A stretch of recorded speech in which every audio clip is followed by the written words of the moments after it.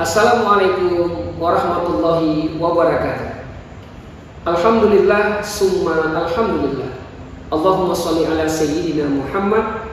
Selamat pagi dan salam sejahtera bagi kita semua. Perkenalkan, nama saya Insinyur Sulaiman Ali, STMT. Saya merupakan salah satu dosen di Universitas Teguh Umar yang berhome base di program studi Teknik Mesin, Fakultas Teknik. Spesialisasi saya yaitu di bidang teknik konversi energi yang mengampu mata kuliah perpindahan panas dasar dengan bobot 3 SKS. Pada kesempatan hari ini saya akan menjelaskan teknik pengajaran yang dilakukan di DIA, yaitu Delivery Introduction Assessment pada mata kuliah yang saya ampu di semester ini, yaitu mata kuliah perpindahan panas dasar. Sebelum menjelaskan lebih lanjut mengenai materi perpindahan panas dasar, saya akan memberikan deskripsi singkat mengenai mata kuliah perpindahan panas dasar.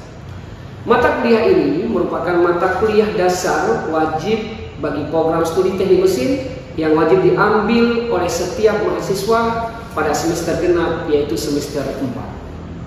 Mata kuliah perpindahan panas dasar yang bertujuan untuk memberikan pengetahuan dasar tentang macam-macam perpindahan panas dan massa yang terjadi beserta karakteristiknya, baik perpindahan panas secara konduksi, konveksi, dan radiasi, yaitu mampu memahami prinsip dasar tentang perpindahan panas secara konduksi, konveksi, dan radiasi.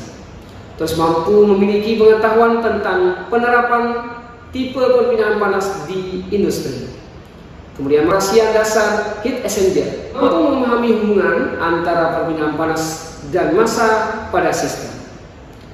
Maka mata kuliah perpindahan panas dasar memberikan penjelasan mengenai prinsip dasar perpindahan panas dan massa, prinsip perpindahan panas secara konduksi pada keadaan steady, terus perpindahan panas secara konveksi, perpindahan panas secara konveksi gaya luar, perpindahan panas dalam, konsep dasar konveksi alami, prinsip welding dan kondensasi, sistem kerja konstruksi, pengoperasian dasar heat exchanger, prinsip perpindahan massa dan kaitannya dengan perpindahan panas. Setelah mengetahui deskripsi singkat mengenai mata kuliah perpindahan panas dasar, saya akan menjelaskan terkait teknik, yaitu delivery. Bagaimana mata kuliah ini tersampaikan dengan baik kepada mahasiswa. Yang pertama, di awal pertemuan melakukan kontrak kuliah. Kontrak perkuliahan terlebih dahulu menjelaskan deskripsi mata kuliah, aturan-aturan yang berlaku ketika di dalam proses perkuliahan, serta textbook yang digunakan dalam perkuliahan perpindahan panas dasar, yaitu dengan menggunakan textbook yaitu Yunus Chegel, yaitu Heat Transfer dan Fundamental of Heat and Mass Transfer dari buku Inconvera, dan juga yaitu Fundamental of Heat and Mass Transfer. Yaitu buku ini sebagai acuan mata kuliah perpindahan panas dasar. Pada setiap pertemuan saya perkenalkan mahasiswa dengan peta konsep, penggunaan peta konsep untuk memudahkan mahasiswa untuk mengetahui alur materi yang dipelajari. Pendekatan yang digunakan pada mata kuliah ini yaitu pendekatan konseptual, di mana mahasiswa di sini saya sering mengaitkan materi yang diajarkan dengan dunia kerja. Metode yang digunakan yaitu ceramah, tanya jawab, serta pada mata kuliah perpindahan panas dasar ini menggunakan beberapa metode pembelajaran, yaitu metode Jigsaw dan Think Pacer, serta lainnya sesuai dengan materi yang diajarkan. Dan yang kedua, introduction. Interaksi dengan mahasiswa secara bertatap muka langsung, dan juga bisa menggunakan Adlib dan WA Group untuk berdiskusi terkait perkuliahan. Yang ketiga yaitu assessment, bagaimana melakukan evaluasi penilaian terhadap mahasiswa. Pada awal pertemuan, yaitu ketika kontrak perkuliahan, saya menjelaskan mengenai bobot penilaian, reward maupun punishment. Pada bobot penilaian terdiri dari kuis 10%, tugas 25%. Tugas di sini adalah tugas individu dan juga tugas kelompok. UTS 25% dan UAS ujian akhir semester 40%. Untuk reward bagi mahasiswa yang aktif di dalam kelas, menyelesaikan latihan soal ataupun menjawab pertanyaan yang diberikan oleh dosen ataupun kawan-kawan mahasiswa dengan mendapatkan nilai plus. Untuk punishment bagi mahasiswa yang telat mengumpulkan tugas, akan dilakukan pengurangan nilai guna untuk kedisiplinan dalam perkuliahan. Selanjutnya, saya akan menampilkan proses pembelajaran perpindahan panas dasar dengan materi perpindahan panas dasar konduksi, perpindahan panas secara satu dimensi pada permukaan datar, yang dilakukan secara tatap muka dengan menggunakan metode atau model jigsaw dan pendekatan konseptual. Demikian, wallahu muwaffiq ila aqwamit thoriq. Wassalamualaikum warahmatullahi wabarakatuh.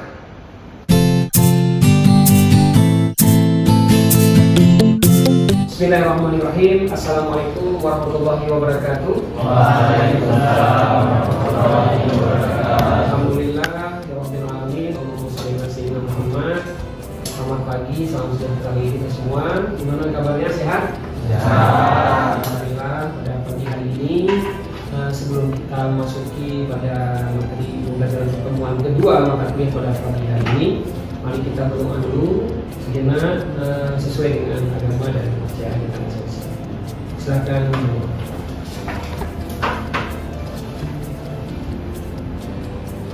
Baik, terima kasih. Alhamdulillah, semoga apa yang kita pelajari hari ini menjadi sebuah keberkahan dan ilmu yang bermanfaat tentunya sebagai kita mahasiswa di Koperasi Teknik Mesin.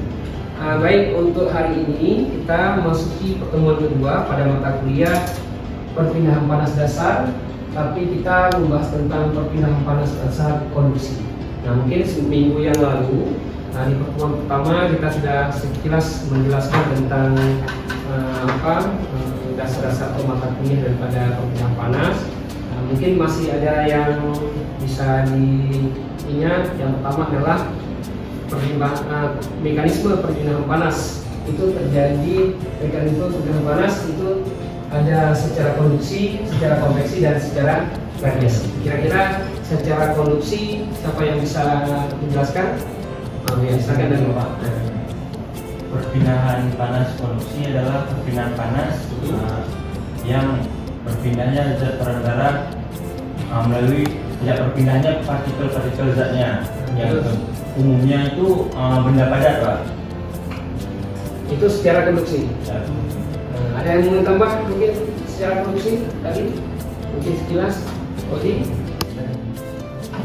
Jadi perpindahan panas konduksi itu perpindahan panas melalui zat perantara tanpa disertai perpindahannya partikel-partikel zat. Umumnya biasanya apabila dari suhu yang lebih tinggi ke suhu yang lebih ya begitu. Benar, Nanda Suami?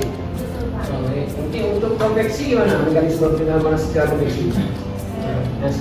Konveksi adalah perpindahan panas melalui zat perantara diikuti perpindahnya partikel-partikel zat. Fluid yang digunakan adalah dalam bentuk cairan atau gas. Berarti ada perbedaan ya antara konveksi dengan konveksi. Jelas. Yang ketiga, mungkin satu lagi. Yang terakhir ya, kita sekilas tentang radiasi. Ada? Silakan. Perpindahan panas radiasi adalah perpindahan panas secara radiasi, contohnya sinar matahari, ya, cahaya lampu atau radiasi yang lain. Baik. Mari kita sudah bahas sekilas tentang pengantar mata kuliah di awal pertemuan. Sekarang kita masuk. Tadi sudah benar.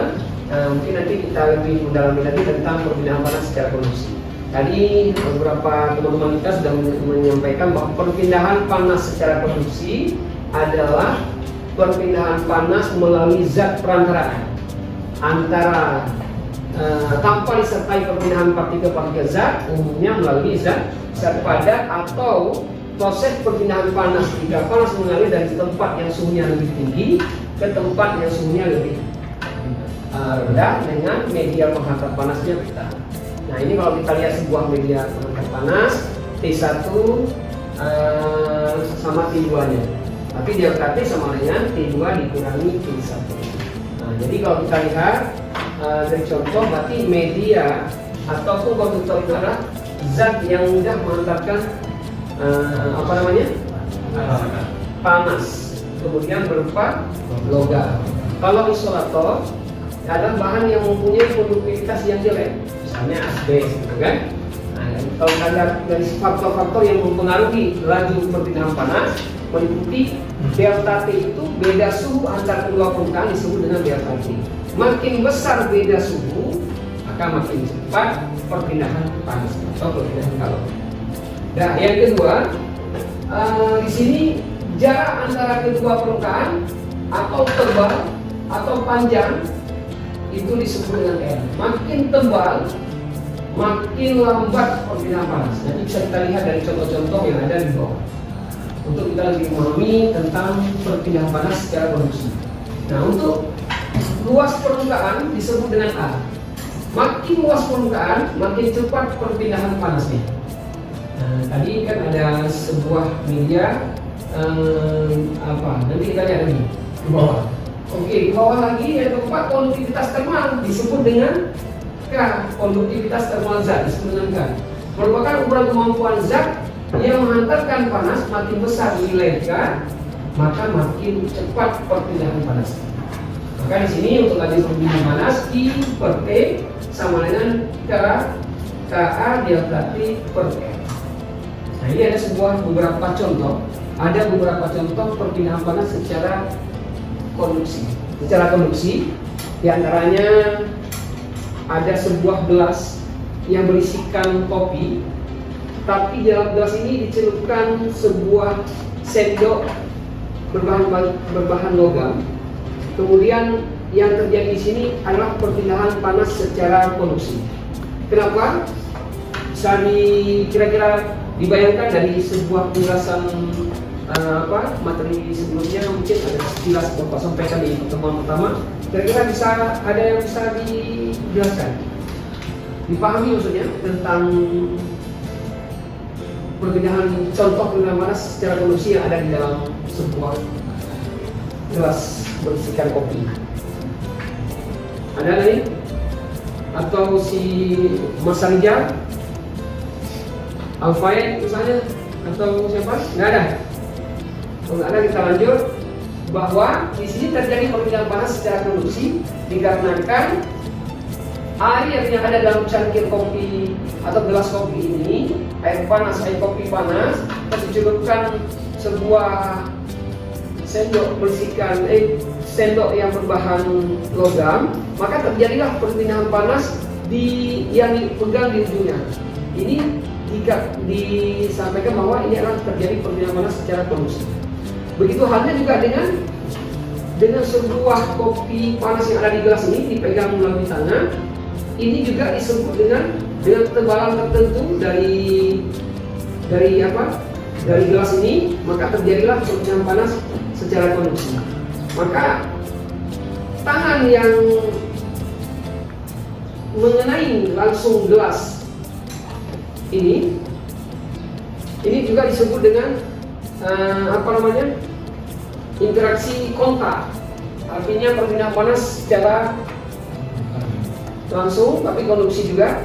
Kemudian juga ini sebuah tumpuk panas juga masuk dalam perpindahan panas secara konduksi, dan ini adalah sebuah empty block yang dimana perpindahan panasnya melalui medium solidnya juga terjadi secara konduksi. Dan ini terakhir ada sebuah lilin yang dipanaskan sebuah logam, terjadilah perpindahan panas secara konduksi yang dialami di bagian tangan ini. Maka panas yang terjadi di tangan ini juga disebut dengan perpindahan panas secara konduksi. Maka tadi konduksi adalah perpindahan panas melalui zat perantara tanpa berpindahnya partikel-partikel zat. Oke, terus atau proses pengaliran panas jika panas mengalir dari suhunya yang lebih tinggi ke tempat suhunya yang lebih rendah dengan media penghantar panas, yaitu logam dan sebagainya, ya. Dan ini dari contoh-contoh yang sudah kita rasakan. Nah, ini ada beberapa contoh yang bisa kita lihat. Mungkin bisa dijawab ya, biar kita saling berbagi ilmu. Yang pertama, perpindahan panas konduksi pada bahan dengan ketebalan berbeda. Mana yang lebih lama naik suhunya? Jadi ada sebuah bahan dengan suhu yang sama 30 derajat Celcius dengan ini juga 300 maksudnya 300 derajat Celcius, 300 derajat dengan suhu yang sama. Mana yang lebih lebih lama naik suhunya dengan perbedaan ketebalan 1 inci dan ini ada 2 inci. Mana kira-kira? Siapa yang bisa menjawab? Siapa? Silakan. Yang B, Pak. Yang B. Kenapa bisa yang B? Yang B, Pak, ketebalannya lebih tebal. Ketebalannya lebih tebal ketimbang dari A. Berarti semakin tebal atau semakin panjang permukaan, maka makin lambat perpindahan panasnya. Itu ya kuncinya ya. Oke. Kemudian yang kedua, ada sebuah buah benda yang A dan B, di mana dipanaskan di ujungnya dengan suhu yang temperatur yang sama, 300 derajat Celcius. Mana perpindahan panas konduksi pada bahan dengan panjang yang berbeda? Mana yang lebih lama panasnya? Menurut saya yang B, Pak. Kenapa yang B? Karena pada spesimen B itu panjangnya lebih panjang daripada yang A.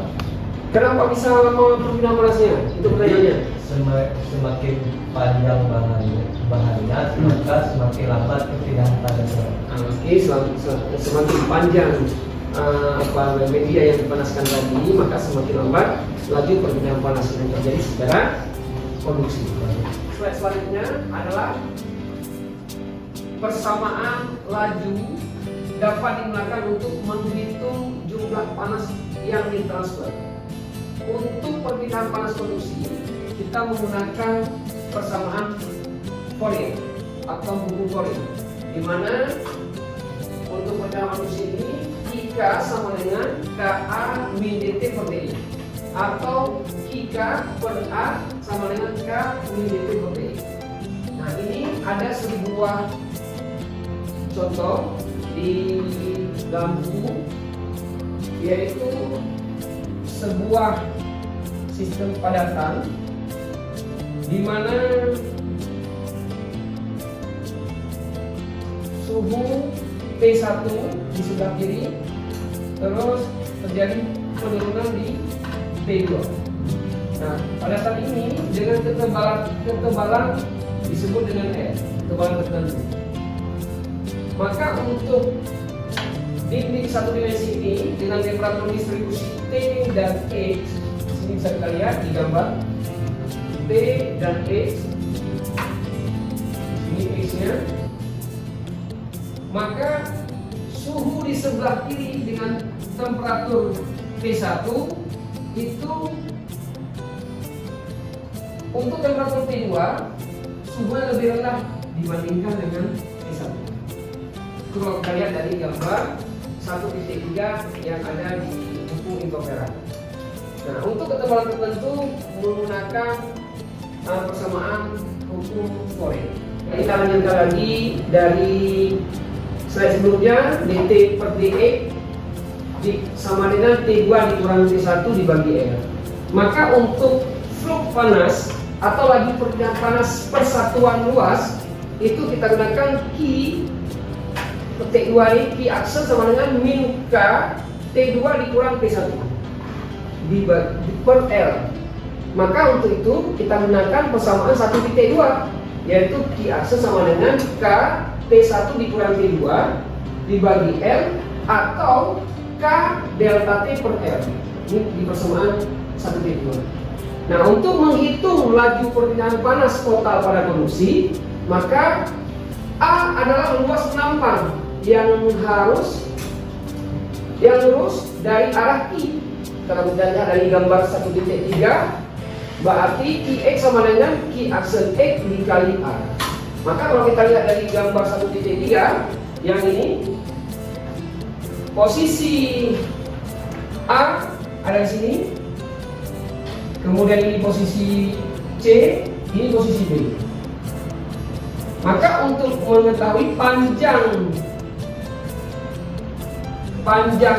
A ke B, ya, dikali A ke C, ya gitu. Nah, jadi panjang A ke B dikali panjang A ke C. Ini dalam gambar 1.3. Baik, untuk selanjutnya mungkin ada yang mau ditanyakan dari paparan dari tentang persamaan 1.2 atau flux panas atau lagi perpindahan panas persatuan luas ini. Kenapa yang rumus di atas itu menimbang atau negatif dan ada persamaan 1.2 itu menjadi positif? Ini, Ya.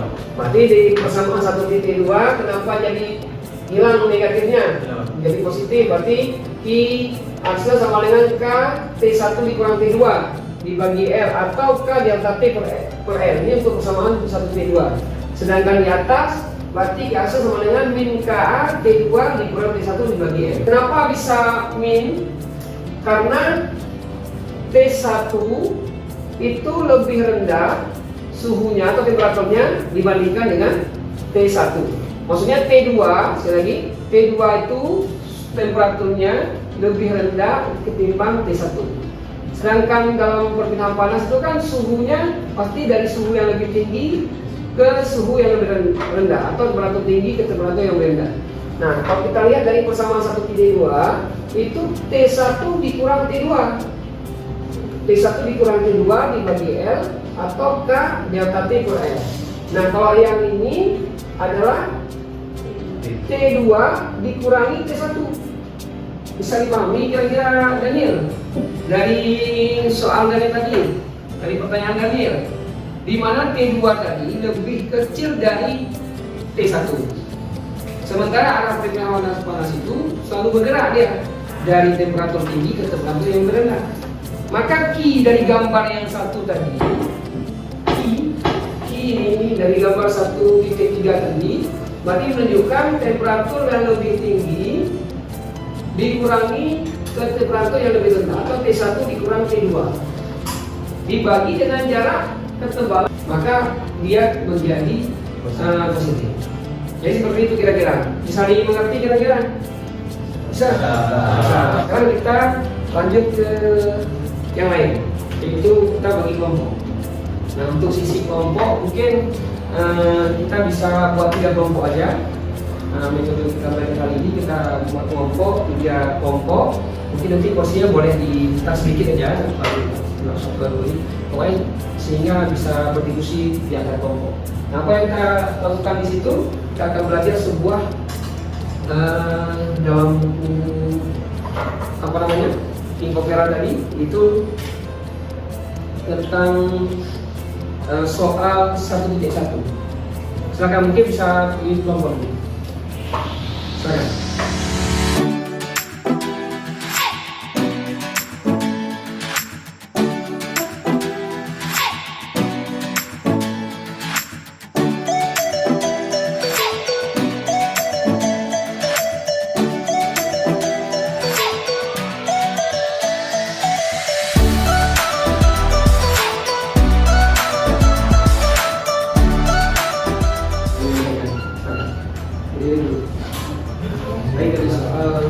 Dari soal ini kami telah menyimpulkan bahwa yang ditanya dulu, ini adalah sebuah dinding beruku pembakaran industri terbuat dari batu bata, ketebalannya 0,15 meter dan mempunyai konduktivitas thermal 1,7. Ya. dan steady atau lunak temperatur di bagian dalam atau luar dinding 1400 dan 1150 Kelvin. Ya. Jadi tadinya berapa laju aliran panasnya? Dari sini kita dapat mengambil rumus P-aksen sama dengan K delta T per L sama dengan dimasukkan nilai dari K-nya 1,7 tadi. Terus dikali dengan delta T. Delta T, nilai delta T-nya 250 Kelvin dibagi dengan L. L itu adalah lebar dari dinding tadi 0,15 meter. Jadi didapatkan hasil 2.833 watt per meter Kuadrat. Oke. Baik, mungkin ada tambahan dari kelompok tentang satu penyelesaian soal tadi. Gimana? Atau siapa? Ija, silakan Ija. Jadi untuk ini Pak terus. Mungkin Atau perlu dijelaskan secara ke depan? Sini aja. Mungkin dari soal ini kami dapat menunjukkan bahwa suatu dinding tungku industri terdapat dari batu bata dari tanah liat dengan tebal 0,15 meter. Batu bata ini memiliki konduktivitas termal 1,7 watt per meter Kelvin. Pengukuran steady atau tunak, temperatur di dalam dan di luar sebesar 1400 dan 1150 Kelvin. Jadi, pertanyaan dari soal tersebut adalah berapa laju kehilangan panas melalui dinding yang isinya berukuran 0,16 kali 1,2 meter. Dari soal ini diketahui konduksi tunak dengan ketebalan dinding, luas, konduktivitas termal, dan suhu permukaan yang ditentukan. Jadi, analisis. Karena perpindahan panas melalui dinding terjadi secara konduksi, fluk panas dapat ditentukan berdasarkan hukum Fourier dengan menggunakan persamaan 1.2. Dari persamaan 1.2 adalah P-aksen sama dengan K kali delta T per L. Adapun nilai K sebesar 1,7 watt per meter Kelvin. Sedangkan nilai delta T 250 Kelvin. Nilai L 0,15 meter. Jadi dari hasil ini dapat kita jumlahkan, hasilnya berjumlah 2.833 watt per meter kuadrat. Baik, terima kasih kepada adik-adik semua. Kita tadi bersama membahas tentang dinding satu dimensi pada perpindahan panas secara konduksi. Nanti di pertemuan ketiga kita akan membahas juga perpindahan panas secara konduksi, tapi ada keadaan steady. Kemudian nanti ada contoh-contoh soal beberapa yang akan kita bahas, kita diskusikan bersama. Terus nanti adik-adik juga di rumah belajar dan juga membuka beberapa contoh-contoh soal yang berkaitan dengan konduksi. Nanti selanjutnya kita sesuai dengan RS, kita lanjut ke konveksi dan juga diakhiri dengan nanti penyerahan ya. Untuk selanjutnya mungkin sambil lagi kita belajar dan juga kita memperkuat spiritual kita, salah satunya beribadah.